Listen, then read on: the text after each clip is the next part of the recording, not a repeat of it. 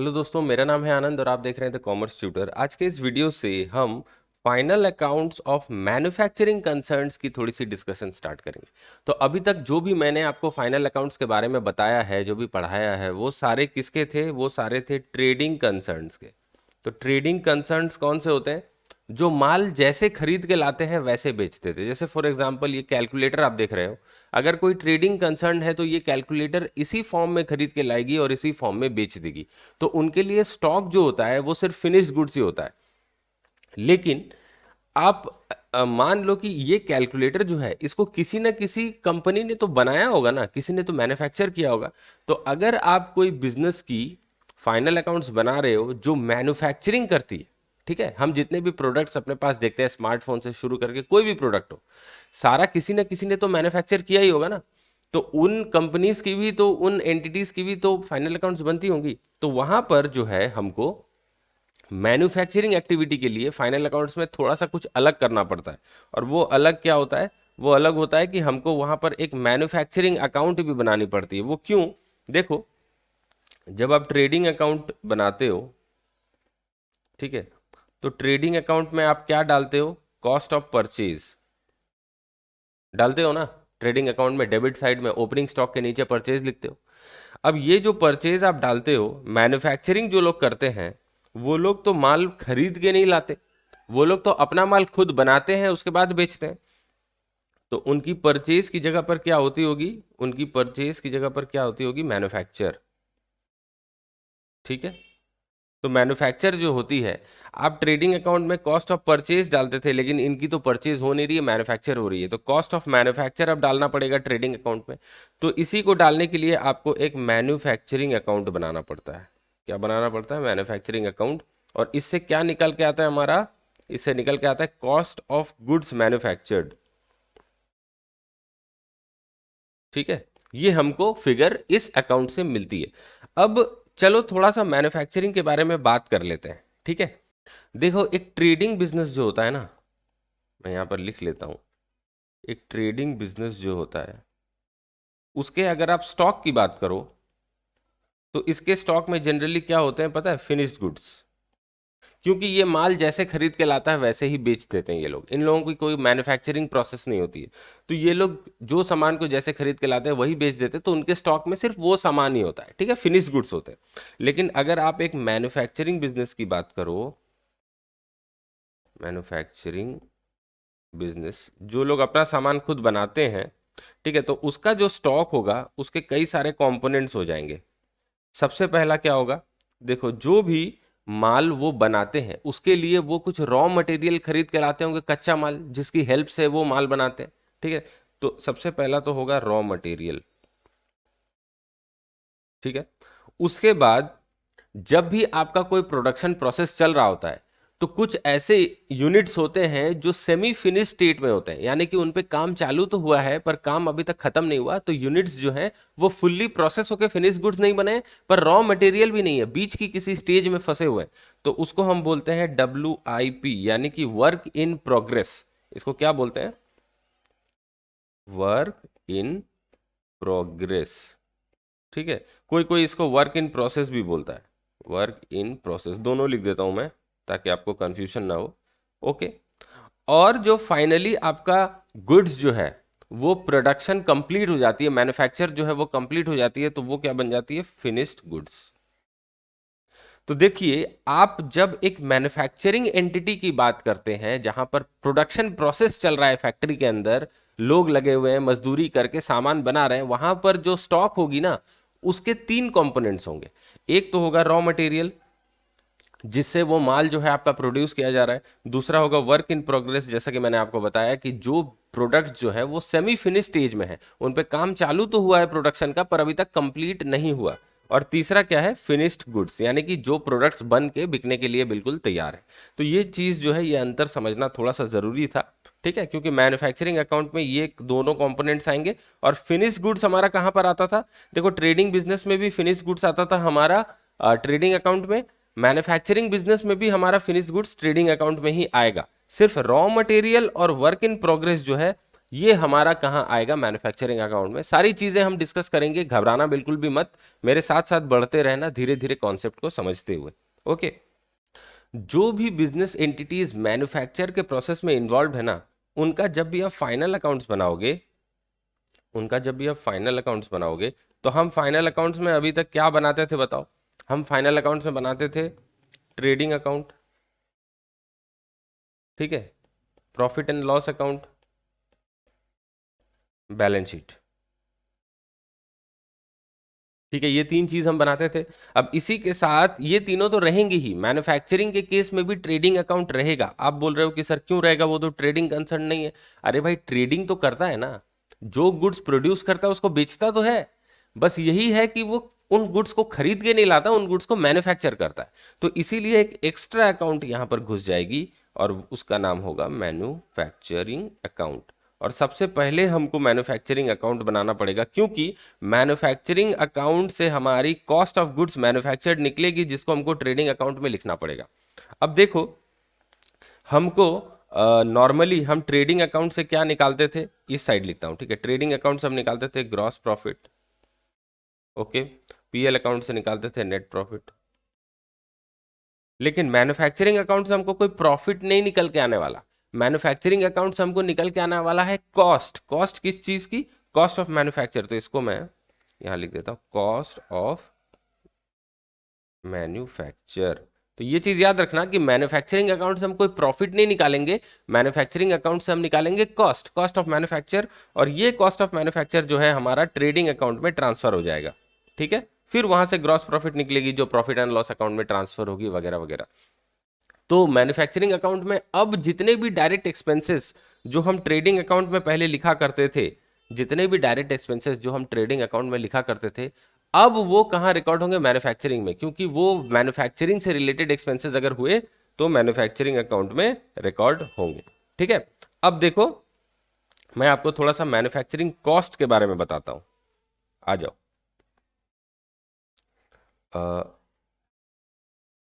Manufacturing cost, बहुत ही ध्यान से सुनना, बहुत ही ध्यान से समझना इस टॉपिक को, क्योंकि आप जब फर्दर सीए इंटर में जाओगे ना, तो वहां पर एक सब्जेक्ट होगा आपका कॉस्ट अकाउंटिंग, और उसमें आपको ये जो है कॉस्ट के कंपोनेंट्स जो भी मैं आपको अभी बताने वाला हूं, उसको और डिटेल्स में आपको सीखना पड़ेगा। पर अभी अगर आपकी कॉन्सेप्ट क्लियर होगी तो उस समय जाके आपको जो है वो आसानी हो जाएगी। तो मैन्युफैक्चरिंग कॉस्ट के बारे में थोड़ा सा देखना, ठीक है। मैन्युफैक्चरिंग कॉस्ट जो है ना, इसके तीन कंपोनेंट्स होते हैं। तीन कंपोनेंट्स में क्या आ जाएगा?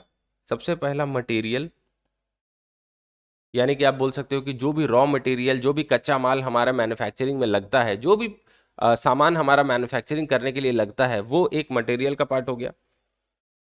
दूसरा हो गया लेबर, यानी कि जिस भी वर्क फोर्स को एम्प्लॉय करके हम मैन्युफैक्चरिंग करवा रहे हैं, क्योंकि मैन्युफैक्चरिंग तो देखो ऑटोमेटिक होगी नहीं, मशीनें खुद ब खुद चीजें तो बना नहीं देंगी, लोग चाहिए होते हैं हमको, वर्कर्स चाहिए होते हैं जो हमारे फैक्ट्री में काम कर रहे होते हैं और वो मैन्युफैक्चर कर रहे होते हैं। तो उनको जो पैसे हम देते हैं वो हो गया लेबर कॉस्ट, ठीक है। और उसके बाद है एक्सपेंसेस, ठीक है।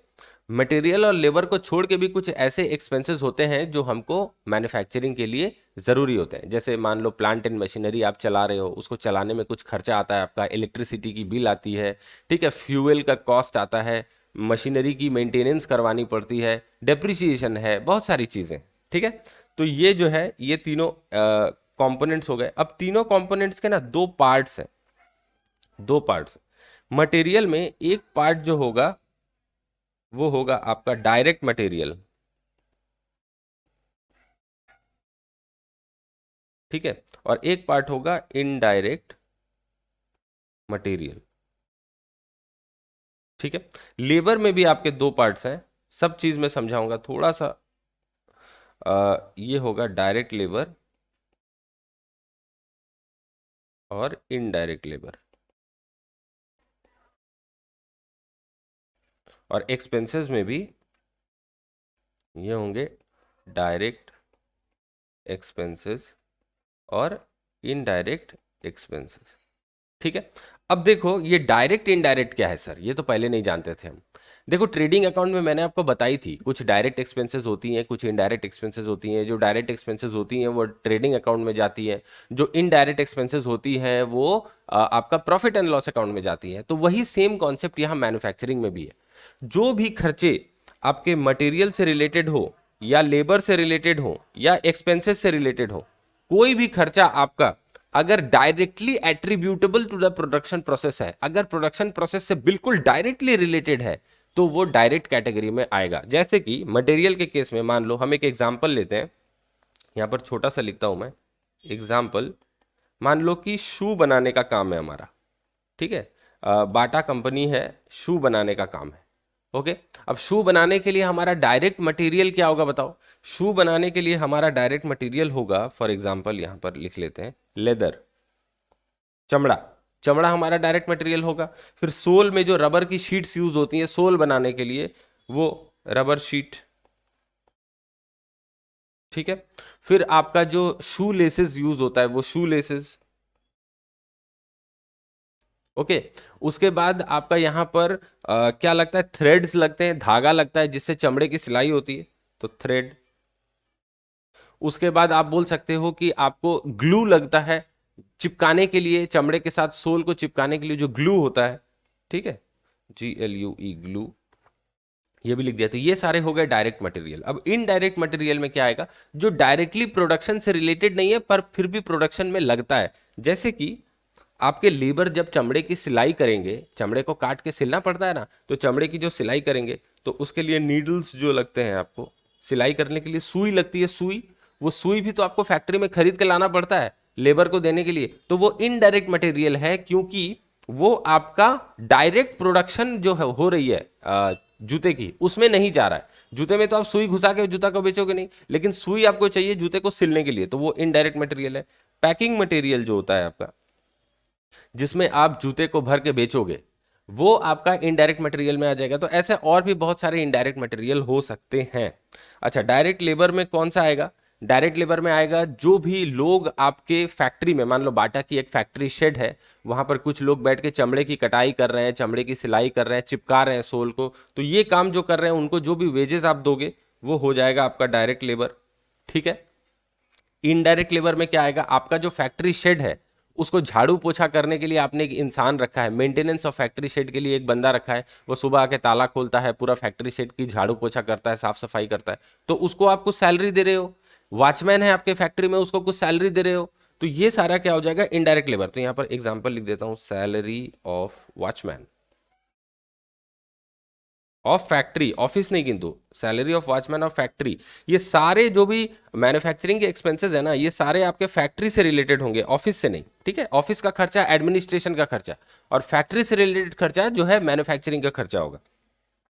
अब देखो एक्सपेंसेस में डायरेक्ट एक्सपेंसेस क्या होंगे, अगर मान लो आपका जो प्रोडक्शन प्रोसेस चल रहा है वहां पर आपको प्लांट एंड मशीनरी की कोई रेंट देनी पड़ रही है जो डायरेक्टली पर यूनिट ऑफ प्रोडक्शन पे डिपेंडेंट है, ठीक है, पर यूनिट ऑफ प्रोडक्शन पे डिपेंडेंट है, तो वो डायरेक्ट एक्सपेंसेस हो जाएंगे।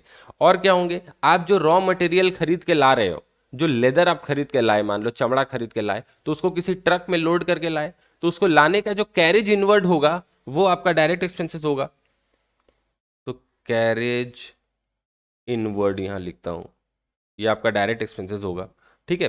फिर आपका यहां पर डायरेक्ट एक्सपेंसेस के केस में, यहां पर थोड़ा सा नीचे लिख देता हूं, यहां डायरेक्ट एक्सपेंसेस के केस में और क्या हो सकता है, हायर चार्जेस ऑफ मशीन हो सकता है, हायर चार्जेस ऑफ मशीन। अगर किसी से आपने मशीन हायर यानी कि रेंट पे लिया है, हायर चार्ज मतलब रेंट, और वो बोल रहा है कि ठीक है तुम जितना यूनिट्स बनाओगे ना, पर यूनिट मेरे को 50 पैसा या 1 रुपया रेंट दे देना, तो उस केस में क्या हो रहा है कि आपका जो भी रेंट है वो आपका directly attributable to the units of production हो रहा है। जितना यूनिट्स आप प्रोड्यूस करोगे उस हिसाब से आपका रेंट का कॉस्ट भी जो है ना डायरेक्टली एट्रीब्यूट होगा, डायरेक्टली प्रोपोर्शनल होगा। तो उस केस में आप रेंट को डायरेक्ट एक्सपेंसेस बोलोगे, क्योंकि वो सीधा सीधा आपके प्रोडक्शन से लिंक करता है, ठीक है।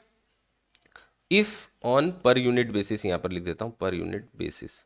अगर आपका रॉयल्टी है, आपने मान लो कि किसी जापानीज टेक्नोलॉजी से, सॉरी किसी जापानीज कंपनी से आपने टेक्नोलॉजी कुछ हायर पे ली है, उनकी टेक्नोलॉजी आप यूज करके कुछ प्रोड्यूस कर रहे हो। जैसे कि मान लो मारुति का सुजुकी के साथ जो है ना एक कोलैबोरेशन हुआ था।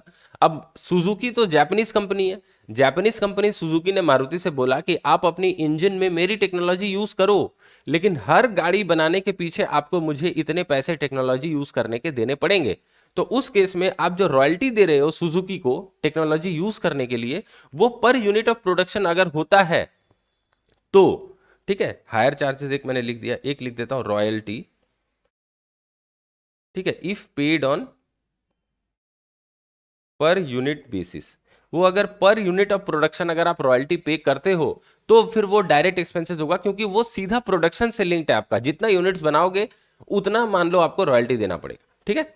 अब इनडायरेक्ट एक्सपेंसेस में क्या आ गया, इनडायरेक्ट एक्सपेंसेस में आ गया हमारा वैसा खर्चा जो कि प्रोडक्शन से रिलेटेड है पर directly attributable to the volume of production नहीं है। अगर आप 1 यूनिट प्रोड्यूस करो तो भी उतना ही खर्चा, 10 यूनिट प्रोड्यूस करो तो भी उतना ही खर्चा आएगा। जैसे कि मान लो फैक्ट्री का भाड़ा, जिस भी प्लेस में जिस भी बिल्डिंग में आपकी फैक्ट्री है, उस फैक्ट्री का आप जो रेंट देते हो तो उस बिल्डिंग का मालिक आपको थोड़ी ना बोलेगा कि भैया अगर तुम 1000 यूनिट बनाते हो तो 10,000 भाड़ा दे देना, अगर 1 लाख बनाते हो तो 10 लाख भाड़ा दे देना। ऐसा थोड़ी है, बिल्डिंग का रेंट तो फिक्स्ड होगा।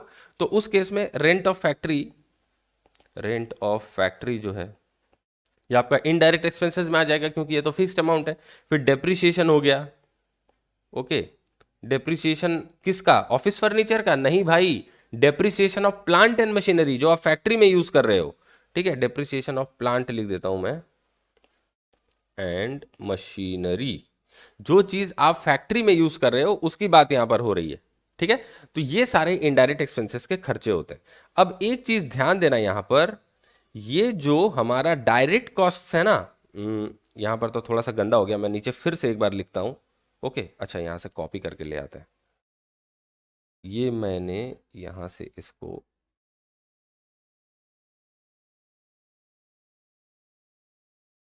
कॉपी किया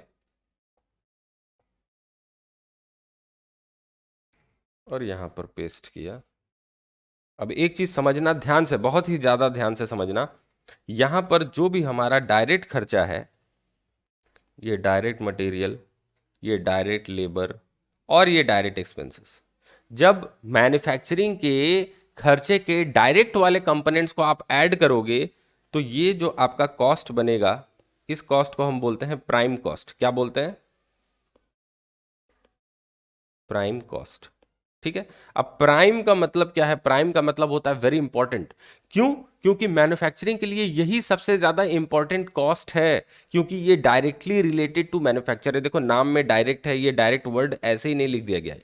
प्रोडक्शन या मैन्युफैक्चर के लिए ये कॉस्ट सबसे ज्यादा जरूरी कॉस्ट है, इसके बिना आप एक कदम आगे नहीं बढ़ सकते, ओके। अब ये जो इनडायरेक्ट वाला पार्ट आप देख रहे हो, यहां पर इनडायरेक्ट मटेरियल, फिर इनडायरेक्ट लेबर और इनडायरेक्ट एक्सपेंसेस, इनको अगर आप इकट्ठे ले लो तो इनका एक कलेक्टिव नाम है, उसको हम बोलते हैं ओवरहेड्स। इनके 2-3 नाम है, मैं बता देता हूं। या तो आप बोल लो ओवरहेड्स, या आप इसको क्या कह सकते हो, वर्क्स ओवरहेड या फैक्ट्री ओवरहेड बोल सकते हो, ठीक है। वर्क ओवरहेड्स, ठीक है, और फैक्ट्री ओवरहेड्स, ये सारे एक ही चीज के नाम है, ठीक है। तो यहां पर देखो प्राइम कॉस्ट और ओवरहेड ये दोनों मिलके हमारा क्या होगा, प्राइम कॉस्ट और ओवरहेड ये दोनों मिलके हमारा बन जाएगा, ये ले लो और ये ले लो, ये दोनों मिलके हमारा बन जाएगा टोटल कॉस्ट ऑफ मैन्युफैक्चर। क्या होगा? टोटल कॉस्ट ऑफ मैन्युफैक्चर, ठीक है। तो आ गई आपको समझ में सारी बातें जो भी मैंने आपको बताया कॉस्ट से रिलेटेड। यहां पर मैंने आपको एग्जांपल्स भी दे दिए कि कौन सी चीज किस में आती है, ठीक है। अब जो है चलो हम एक चीज की बात करते हैं, वो है हमारा बाय प्रोडक्ट्स। हेडिंग दे देना, बाय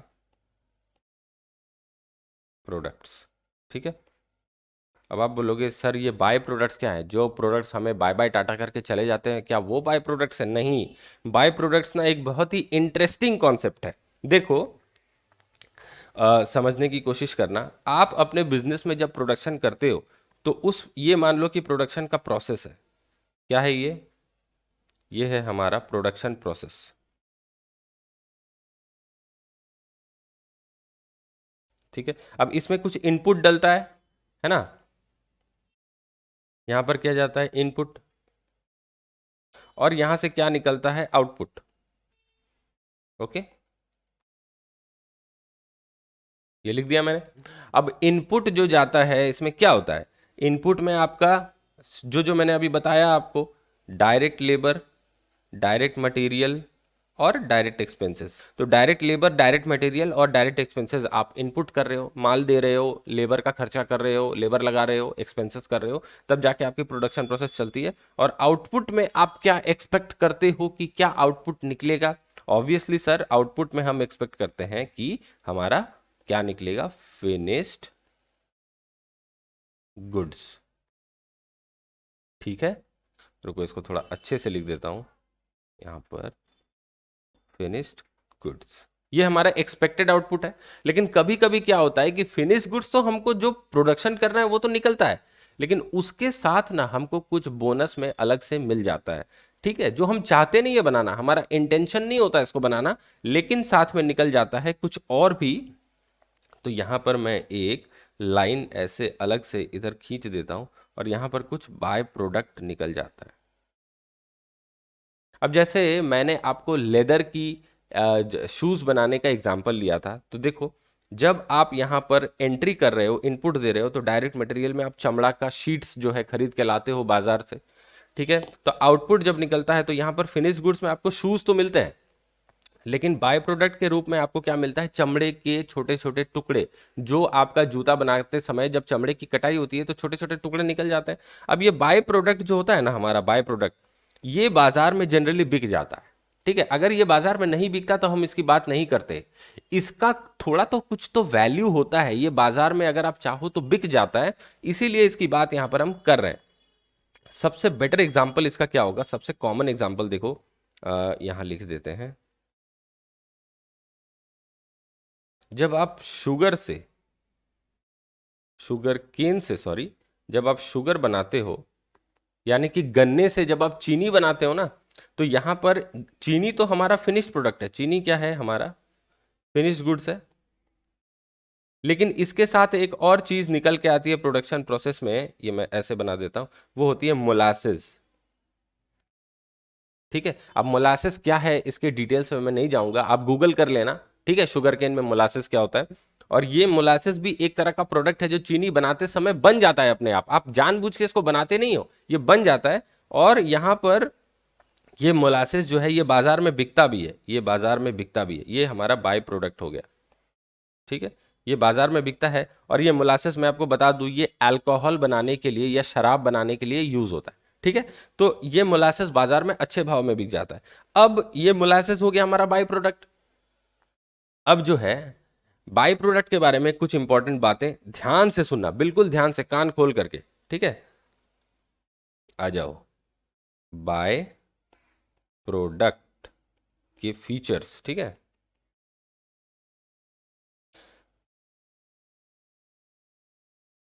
ध्यान से सुन रहे हो ना। देखो, सबसे पहली बात, अच्छा स्क्रीन पे ध्यान देना जरा, ये जो बाय प्रोडक्ट्स होते हैं, ये बाय प्रोडक्ट्स अनइंटेंशनल होते हैं। ठीक है, लिख लेना, अनइंटेंशनल, यानी कि हमारा इनको बनाने का कोई इरादा नहीं होता है, प्रोडक्शन प्रोसेस में ये अपने आप बन के निकल जाते हैं। ठीक है, जैसे बाय प्रोडक्ट का अगर सबसे अच्छा एग्जांपल लिया जाए, तो आपने जूस की दुकान में देखा होगा, मौसम्बी डालते हैं तो उससे जूस निकलता है, लेकिन वो जो गुदा निकल जाता है मौसम्बी का, ठीक है ना, वो भी गाय के चारे के हिसाब से बिकता है बाजार में। तो वो क्या हो गया, उस मौसम्बी वाले के लिए वो बाय प्रोडक्ट हो गया, जिसको हम कस्टमर्स तो नहीं खरीदते, हम लोग को तो जूस से मतलब होता है, उस बंदे को भी जूस ही बनाने से मतलब होता है, लेकिन वो जो गुदा निकल जाता है वो बिकता है। ठीक है, बाजार में, क्योंकि वो गाय वगैरह जो है कैटल के चारे के हिसाब से बिक जाता है, तो वो अनइंटेंशनल होता है। सबसे दूसरी बात क्या है कि उसका कॉस्ट आप कैलकुलेट नहीं कर सकते, cost can not be calculated, या cost calculation is very difficult, cost calculation is very difficult. अब ये चीज मैंने क्यों लिखा, कॉस्ट कैलकुलेट नहीं किया जा सकता, देखो, जब भी ये आप प्रोडक्शन प्रोसेस के बारे में सोचो, ये जो direct labour, direct material, direct expenses आप दे रहे हो, इनपुट प्रोडक्शन प्रोसेस कर रहे हो, आउटपुट निकल रहा है, आपका पूरा ध्यान कहाँ होता है? फिनिश गुड्स बनाने के ऊपर। बाय प्रोडक्ट के बारे में तो हम सोचते भी नहीं है, पर बाय प्रोडक्ट निकल जाता है, ठीक है। तो पूरा कॉस्ट जो यहाँ पर लगता है ना, उसको हम मान लेते हैं कि ये फिनिश गुड्स बनाने के लिए ही हमारा सारा कॉस्ट जो है वो लगा है। अगर मैं आपसे पूछूं कि बताओ तो जूस वाले का उस गूदा जो निकल जाता है जूस के मशीन से, उसके पीछे कितना खर्चा लगा, तो क्या आप बता पाओगे? नहीं बता पाओगे। लेकिन एक ग्लास जूस में अगर वो 4 मौसम्बी डालता है, तो मैं बोल सकता हूं कि एक ग्लास जूस का खर्चा कितना आया, उसका उस 4 मौसम्बी की कॉस्ट, और वो जूस वाले का जितना भी आप लेबर मेहनत का खर्चा पकड़ लो, उतना खर्चा जो है वो जूस वाले का एक ग्लास मौसम्बी के पीछे आ गया, एक ग्लास मौसम्बी के जूस के पीछे। पर वो जो बाय प्रोडक्ट निकला उसका कितना खर्चा आया ये आप कभी बता ही नहीं सकते, आप सोच भी नहीं पाओगे उस हिसाब से, मतलब अजीब सा लगेगा। तो उस केस में अगर हमारी बाय प्रोडक्ट मार्केट में बिकती है, तो इसका मतलब उसका कुछ तो वैल्यू है, हम उसको जीरो वैल्यू पे तो नहीं दिखा सकते, क्योंकि हमको मार्केट में उसको बेच के कुछ पैसा मिलेगा। तो उसकी वैल्यूएशन कैसे करें? तो वैल्यूएशन करने का सबसे सिंपल तरीका क्या है पता है? बिल्कुल जुगाड़ू तरीका ये है कि मान लो कि ये मेरा बाय प्रोडक्ट है, ठीक है, ये मेरा फोन जो है ये मेरा बाय प्रोडक्ट है। अब इसकी वैल्यू कॉस्ट मेरे को पता ही नहीं चल रही है कि इसका कॉस्ट कितना है। तो इसकी वैल्यू लगाने का सबसे आसान तरीका क्या है? बाजार में जाएंगे और पूछेंगे कि भाई ये माल जो है मेरे पास ये कितने का बिकेगा। तो किसी ने बोला कि भैया 100 रुपए में मैं ले लूंगा, ठीक है। आप दूसरे के पास गए, उसने भी बोला कि ठीक है 100 रुपए में ले लूंगा। तो आपने बाजार घूम के देखा कि इस प्रोडक्ट का जो वैल्यू आपको बाजार में मिलेगा वो 100 रुपए है। तो आप सिंपल सा हिसाब लगा लोगे कि ठीक है भैया, तब तो इसकी वैल्यू कितनी हुई? इसकी वैल्यू 100 रुपए हुई। तो जिस भी प्रोडक्ट का हम कॉस्ट नहीं निकाल सकते, उसकी वैल्यू लगाना है, तो बाजार में वो कितने का बिक जाएगा उस प्राइस पे आप उसकी वैल्यू लगा दो, ठीक है ना। तो बाय प्रोडक्ट्स की वैल्यू जो होती है और बाजार में जिस प्राइस पे हमारा बिक जाएगा उसको क्या कहते हैं हम? Net realisable value. आपको पता है ना। तो बाय प्रोडक्ट हमारा जो होता है, by products are valued at net realisable value, NRV, ठीक है। क्योंकि कॉस्ट तो असर्टेन कर नहीं सकते, तो मार्केट में जितने प्राइस में वो प्रोडक्ट बिक जाएगा उसी पर उसकी वैल्यू जो है लगा देते हैं, और वो मैन्युफैक्चरिंग अकाउंट के क्रेडिट साइड में लिखा जाता है, ठीक है। Written on the credit side of manufacturing account. ऐसा क्यों करते हैं हम? देखो, हमारा जो प्रोडक्शन प्रोसेस हुआ, ठीक है, इस प्रोडक्शन प्रोसेस में, अब ध्यान से थोड़ी मेरी बात सुनना, इस प्रोडक्शन प्रोसेस में मान लो 1 लाख का पूरा खर्चा लग गया, इस प्रोडक्शन प्रोसेस में 1 लाख का हमारा पूरा कॉस्ट जो है लग गया, उसके बाद हमको फिनिश गुड्स जो है वो मिले। लेकिन बाय प्रोडक्ट जो निकला उसको हमने 10,000 में बेचा। कितने में बेचा? 10,000 में बेचा। तो क्या हम बोल सकते हैं कि प्रोडक्शन में हमारा 1 लाख माइनस 10,000 इक्वल टू 90,000 खर्चा लगा? बोल सकते हैं, क्योंकि इसी प्रोडक्शन से हमको 10,000 का एक बाय प्रोडक्ट मिला जिसको बाजार में बेच के हमको 10,000 मिल गया। तो हम बोल सकते हैं कि ठीक है 1 लाख से 10,000 हमको तो रियलाइज हो ही गए, तो 90,000 हमारा प्रोडक्शन का खर्चा लगा। तो क्रेडिट साइड में लिखने से बाय प्रोडक्ट को आप नेट रियलाइजेबल वैल्यू में क्रेडिट साइड में अगर लिखोगे मैन्युफैक्चरिंग अकाउंट में, तो उसमें क्या होगा आपका, उतना जितना भी बाय प्रोडक्ट का रियलाइजेबल वैल्यू है उतना आपका खर्चे से ऑटोमेटिकली डिडक्ट हो जाएगा, कॉस्ट ऑफ मैन्युफैक्चर्स। ओके, तो ये चीज मुझे आपको बतानी थी, इसको थोड़ा सा मिटा लेते हैं। अब चलो, अब हम देखेंगे मैन्युफैक्चरिंग अकाउंट का फॉर्मेट। देखो, ये है अपना मैन्युफैक्चरिंग अकाउंट का फॉर्मेट, और ये मैं आपको दिखा रहा हूँ ऑब्वियसली सी इंस्टीट्यूट के स्टडी मैट से, ठीक है। तो यहाँ पर मैन्युफैक्चरिंग अकाउंट में आपको देखो, डेबिट साइड में थोड़ा सा ध्यान देना, यहाँ पर इन्होंने एक यूनिट्स का कॉलम बनाया है। आप चाहो तो बना सकते हो, नहीं चाहो तो नहीं भी बना सकते हो, ठीक है। अगर हर चीज का वहां पर यूनिट्स बताया हुआ है तो बना लेना, क्या प्रॉब्लम है, ठीक है। देखो, मैन्युफैक्चरिंग अकाउंट का ये जो डेबिट साइड है, डेबिट साइड में सबसे पहले रॉ मटेरियल कंज्यूम्ड हमको लेना पड़ता है। तो जितना भी हमारा मैन्युफैक्चरिंग में रॉ मटेरियल यूज हुआ उसकी फिगर हमको यहाँ पर लेनी पड़ेगी। और वो कैसे आएगा?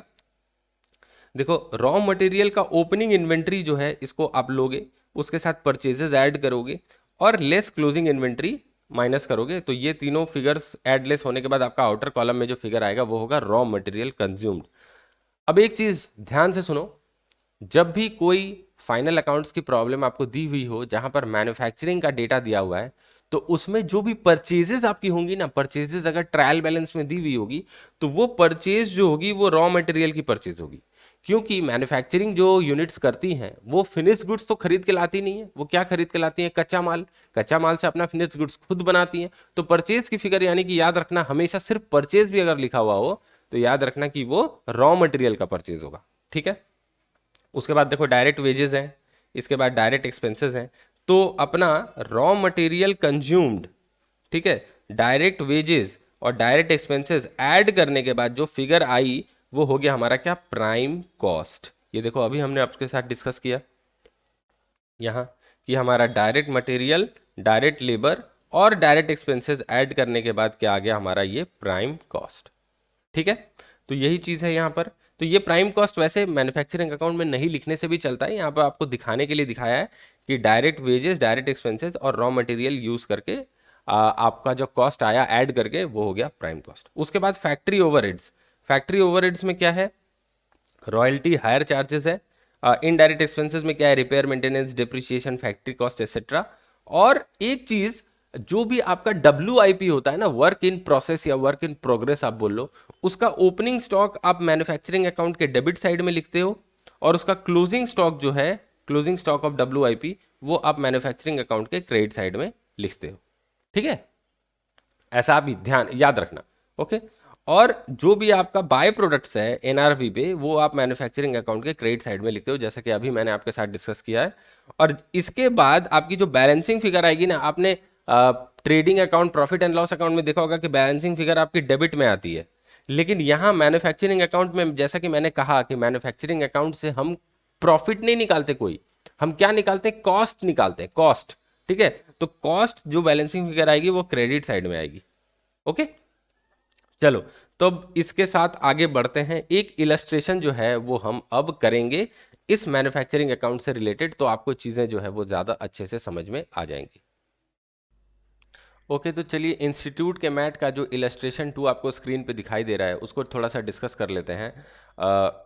Mister Vimal runs a factory, mister Vimal runs a factory which produces soaps, ठीक है। मिस्टर विमल एक फैक्ट्री चलाते हैं जो साबुन जो है, साबुन की प्रोडक्शन करता है।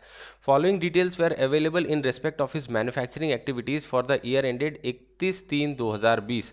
तो 31/3/2020 में जो साल खत्म होता है यानी कि 2019-20 में, ये इसकी मैन्युफैक्चरिंग एक्टिविटीज से रिलेटेड डिटेल्स जो हैं यहाँ पर दी हुई हैं।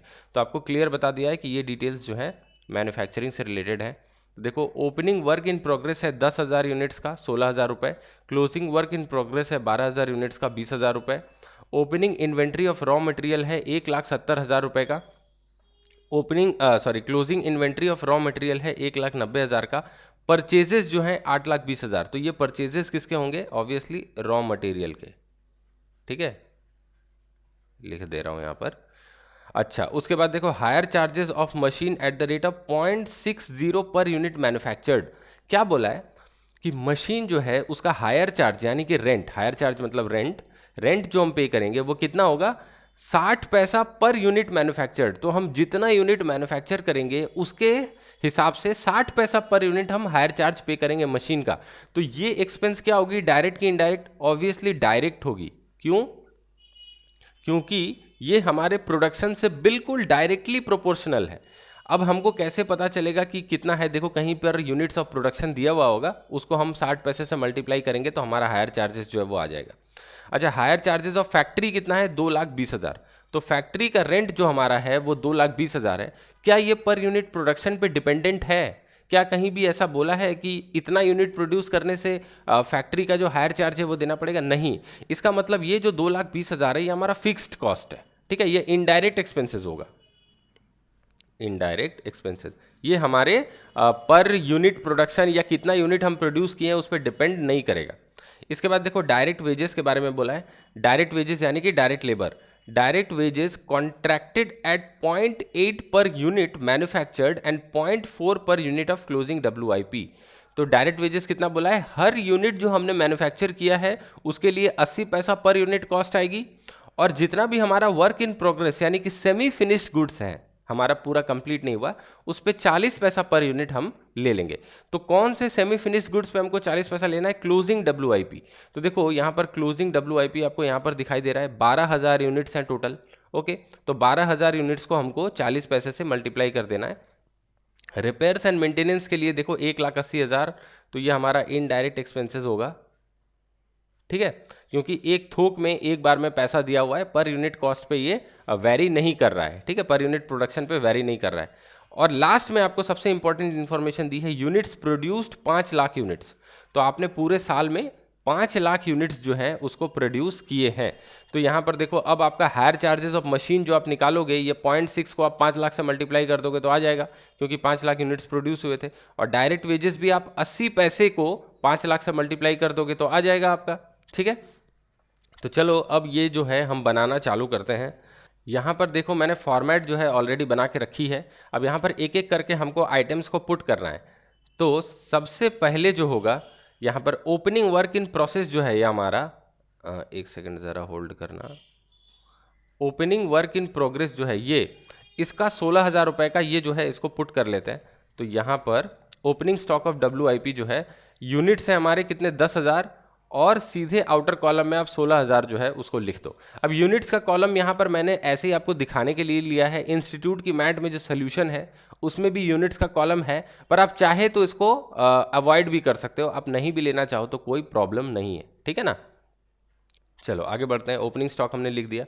क्लोजिंग स्टॉक ऑफ WIP जो है 20,000 का, 12,000 यूनिट्स है, इसको हम मैन्युफैक्चरिंग अकाउंट के क्रेडिट साइड में लिखेंगे। तो मैन्युफैक्चरिंग अकाउंट ये रहा हमारा, क्रेडिट साइड जो है यहाँ पर हम closing stock of WIP 12,000 units है, अमाउंट जो है 20,000 है, ये हमने लिख दिया, ओके। अच्छा, उसके बाद opening inventory of raw material 1,70,000, तो हमको रॉ मटेरियल कंज्यूम्ड लेना है मैन्युफैक्चरिंग अकाउंट में, कितना रॉ मटेरियल हमारा कंज्यूम हुआ वो हम कैसे निकालेंगे।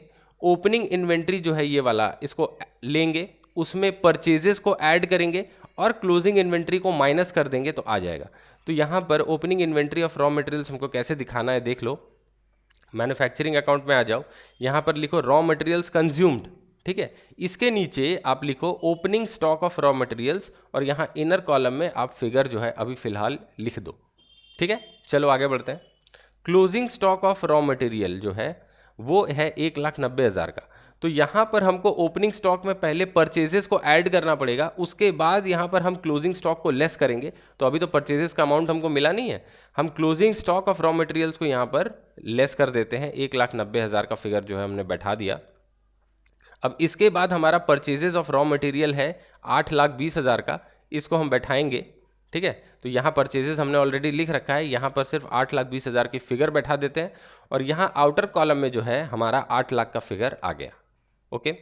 अब higher charges of machine at the rate of 0.6 पर यूनिट मैन्युफैक्चर्ड, ये हमारा डायरेक्ट एक्सपेंस है। तो इधर आ जाओ, यहाँ पर टू डायरेक्ट एक्सपेंसेस, क्योंकि यहाँ बीच में ना हम डायरेक्ट लेबर लिख देंगे थोड़ी प्रॉपर प्रेजेंटेशन करने के लिए। तो डायरेक्ट एक्सपेंसेस हमारा कितना हो रहा है, हायर चार्जेस ऑफ मशीन जो है 5 लाख यूनिट्स इंटू 60 पैसे, ये हमारा आ जाएगा 3 लाख रुपए डायरेक्ट एक्सपेंसेस, ठीक है। आगे बढ़ते हैं, ये हमने डाल दिया। अब उसके बाद higher charges of factory indirect expenses है 2,20,000 के, तो ये वाला भी हमको लिखना पड़ेगा। तो इसके नीचे आ जाते हैं, इनडायरेक्ट एक्सपेंसेस लिखते हैं। यहाँ पर हायर चार्जेस ऑफ फैक्ट्री जो है इसको एक बार इनर कॉलम में ले लो, और जो एक और है शायद हमारा इनडायरेक्ट एक्सपेंस, उसको लेके दोनों को हम आउटर कॉलम में पुट कर देंगे। अच्छा, अब आ जाओ डायरेक्ट वेजेस जो है contracted at 0.8 per unit manufactured and 0.4 per unit of closing WIP। तो डायरेक्ट वेजेस हमारा क्या होगा, ऑलरेडी हम डिस्कस कर चुके हैं। यहाँ लिखता हूँ डायरेक्ट वेजेस। डायरेक्ट वेजेस जो है ये सबसे पहले हमारा यूनिट्स जितने हमारे मैन्युफैक्चर हुए उस पर 80 पैसा करके होगा, तो ये आ जाएगा 4 लाख रुपए। और जितना हमारा क्लोजिंग WIP है उस पर 40 पैसा करके होगा, तो क्लोजिंग WIP हमारा 12,000 यूनिट्स का था, उसमें 40 पैसा आप मल्टीप्लाई कर दो तो ये आ जाएगा 4,800। तो टोटल आपका डायरेक्ट वेजेस कितना आ गया, 4,04,800 रुपया, ठीक है। आशा करता हूँ कि समझ में आ रहा है, कोई प्रॉब्लम तो होनी नहीं चाहिए। तो हमने देखो raw materials consume, direct wages, direct expenses ले लिए। इनडायरेक्ट एक्सपेंसेस में शायद अभी भी कुछ बाकी है, रिपेयर्स एंड मेंटेनेंस, ये हमारा इनडायरेक्ट एक्सपेंसेस है 1,80,000 का, इसको भी लिख लेंगे। तो यहाँ पर रिपेयर्स एंड मेंटेनेंस ले लिया हमने 1,80,000, और फाइनल कॉलम को फाइनल फिगर को आउटर कॉलम में ले लिया। आप दोनों फिगर को आउटर कॉलम में भी डायरेक्ट ले सकते हो, बस मैंने प्रेजेंटेशन के लिए थोड़ा सा ऐसा किया है और कुछ नहीं, ठीक है। अच्छा, यूनिट्स प्रोड्यूस का जो 5 लाख का डेटा दिया हुआ था ये तो हमारा हो ही गया। तो पूरा हमारा मैन्युफैक्चरिंग अकाउंट जो है वो हमने बना लिया है, ओके, अब हमको यहाँ से क्या निकालना है, अब हमको यहाँ से निकालना है कॉस्ट ऑफ मैन्युफैक्चर। तो उसके लिए हमको सबसे पहले इस साइड का टोटल लगाना होगा। हम नॉर्मली ट्रेडिंग अकाउंट जब बनाते हैं तो क्या करते हैं, हम नॉर्मली क्रेडिट साइड का टोटल लगाते हैं और बैलेंसिंग फिगर हमारा डेबिट साइड में आता है, पर यहाँ पर हम प्रॉफिट नहीं निकाल रहे। याद रखना, मैन्युफैक्चरिंग अकाउंट जो है, ये हमारी मैन्युफैक्चरिंग अकाउंट है, इसमें से हम निकाल रहे हैं कॉस्ट ऑफ गुड्स मैन्युफैक्चर्ड। तो ये ना फिगर हमारी क्रेडिट साइड में आएगी। तो टोटल जो है इसको पहले लगा लिया। देखो इन सब चीज़ों का टोटल 19,20,000 रुपये आएगा। ओके, इसी टोटल को आप यहाँ भी लिख लो, इस साइड भी 19,20,000। अब ये जो आपका बैलेंसिंग फिगर होगा, ये यहाँ पर आपका होगा by trading account cost of goods produce transferred, और ये फिगर आपका आ जाएगा 19,20,800 से 20,000 माइनस कर दोगे तो 19,800 रुपये आ गया। अब ये आपका ट्रेडिंग अकाउंट में ट्रांसफर हो जाएगा। तो ऐसे बनता है आपका मैन्युफैक्चरिंग अकाउंट। ठीक है, कुछ भी ज़्यादा इसमें डिफिकल्ट है नहीं, बिल्कुल ईजी है। फॉर्मेट मैंने आपको दिखा दिया था। यहाँ पर आपको 2-3 चीज़ों का ध्यान रखना है कि WIP का ओपनिंग स्टॉक आप डेबिट साइड में लिखोगे, WIP का क्लोजिंग स्टॉक क्रेडिट साइड में लिख दोगे, सिंपल। रॉ मटेरियल कंज्यूम्ड आपको लेना पड़ेगा, जिसमें opening stock of raw material में परचेज ऐड करके क्लोजिंग स्टॉक माइनस कर दोगे तो आपका रॉ मटेरियल कंज्यूम्ड जो है वो आ जाएगा। तीसरा, डायरेक्ट वेजेस, डायरेक्ट एक्सपेंसेस आप ले लो, डायरेक्ट इनडायरेक्ट एक्सपेंसेस भी ले लो। अगर कोई इनडायरेक्ट वेजेस, इनडायरेक्ट मटेरियल भी होता तो भी हम यहाँ पर लेते। ठीक है, अगर कोई इनडायरेक्ट वेजेस, इनडायरेक्ट मटेरियल भी दिया हुआ होता तो भी हम यहाँ पर ले लेते, पर क्योंकि नहीं दिया हुआ है तो हम नहीं ले रहे हैं। और फैक्ट्री से रिलेटेड जितने भी इनडायरेक्ट एक्सपेंसेस है उसको अब हम मैन्युफैक्चरिंग अकाउंट में लेंगे, जैसे कि depreciation of plant and machinery वगैरह जो भी होगा हम मैन्युफैक्चरिंग अकाउंट में ले लेंगे। तो ऐसे करके हमारी कॉस्ट ऑफ मैन्युफैक्चर जो है वो आ जाएगी। ठीक है, सिंपल। तो इस वीडियो को इतना ही लंबा रखेंगे, इससे ज़्यादा इसको नहीं खींचेंगे। अगर ये वीडियो ज़्यादा लंबा हो जाए ना तो फिर आपको भी मज़ा नहीं आएगा और मुझे भी बोर लगने लगेगा। तो इसके बाद का जो हमारा होगा वीडियो, उसमें हम क्या करेंगे, ये इलस्ट्रेशन 3 जो है इसमें पूरा आपको trading account, profit and loss account, balance sheet, manufacturing account सब कुछ बनाना है मिस्टर वाइट का।